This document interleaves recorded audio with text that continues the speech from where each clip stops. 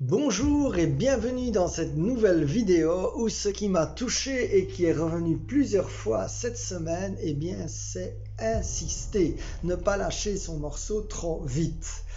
Alors ça m'a fait penser au texte de la Bible qui se trouve dans Luc 18:1, qui est la parabole de la veuve et du juge. Il y avait donc dans une ville un juge qui ne se souciait pas de Dieu et n'avait d'égard pour personne. Il y avait aussi dans cette ville une veuve qui venait fréquemment le trouver pour demander justice. Mais le juge l'envoyait promener en fait. Et puis à un moment, elle lui casse tellement la tête que je vais faire reconnaître ses droits, sinon à force de venir, elle finira par m'exaspérer, dit le juge.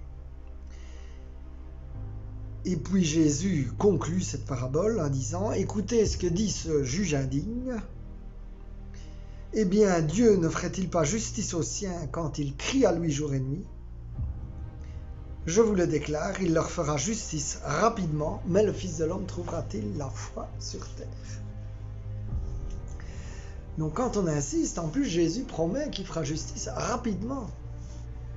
Mais évidemment, un des éléments pour que la bénédiction de Dieu puisse couler, c'est la foi, la confiance. Et là, c'était un peu le texte reçu qui m'avait fort touché, qui est la femme aux pertes de sang qui touche le vêtement de Jésus. Parce que donc ça se trouve dans Luc 8:43. Donc la femme souffrait de perte de sang depuis 12 ans. Elle avait été chez les médecins en vain. Et puis elle s'approcha de Jésus par derrière et alors elle lui touche le vêtement.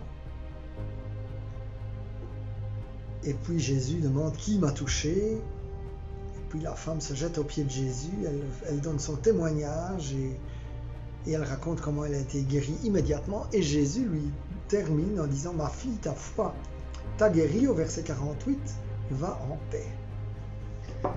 Alors ce que j'admire, donc cette femme aux pertes de sang était normalement impure et donc elle n'aurait pas pu toucher Jésus. Alors on peut aussi imaginer qu'avec les pertes de sang, je ne sais pas, quand on est malade, en général, on n'a déjà pas beaucoup d'énergie, pas beaucoup de courage, et comme ces pertes de sang duraient depuis des années, on peut imaginer qu'elle avait des raisons de ne pas avoir vraiment de courage, mais apparemment elle avait entendu parler de Jésus, et donc quelqu'un lui avait parlé de Jésus, tout comme moi, il y a 30 ans, ma sœur m'a parlé de Jésus, et puis j'ai dit, ce Jésus-là, il a peut-être des choses à m'apporter, elle s'est peut-être dit la même chose. Et puis elle y est allée là, mais vraiment avec détermination, parce que les mous ne ramassent rien du tout, mais déterminée. Et donc déterminée, c'était l'engagement là. Et donc déterminée, elle y est allée, elle a fendu la foule, évidemment en essayant d'être discrète j'imagine, mais enfin il faut quand même pousser. Pour quelqu'un d'affaibli, il faut y aller. Et puis elle touche le vêtement de Jésus. Et Jésus lui dit pas « c'est une honte que tu as touché mon vêtement, t'es impur, tu n'aurais pas pu, etc. » Au contraire, Jésus donne des paroles qui relèvent. Non seulement il guérit, mais il donne en plus « ta foi t'a guéri ». Il dit « ta foi t'a guéri », il dit que je t'ai guéri, il aurait pu dire non, il dit « ta foi t'a guéri » vraiment pour la relever et va en paix. Et donc il donne cette paix dont nous avons tant besoin.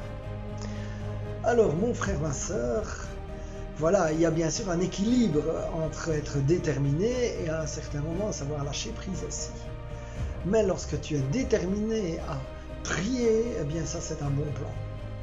Et donc je proclame dans ma vie d'ailleurs aussi et dans ta vie que tu vas recevoir cette détermination et qu'avec cette détermination, tu vas devenir témoin, tu vas voir des miracles dans ta vie, alors tu auras plein de choses à témoigner, tu verras des réconciliations miraculeuses, tu verras des besoins rencontrés, on ne sait pas comment, tu verras des solutions financières auxquelles tu ne t'attendais pas, alors tu verras des nouveaux amis, tu verras la bénédiction, tu verras la puissance de guérison de Dieu dans ta vie.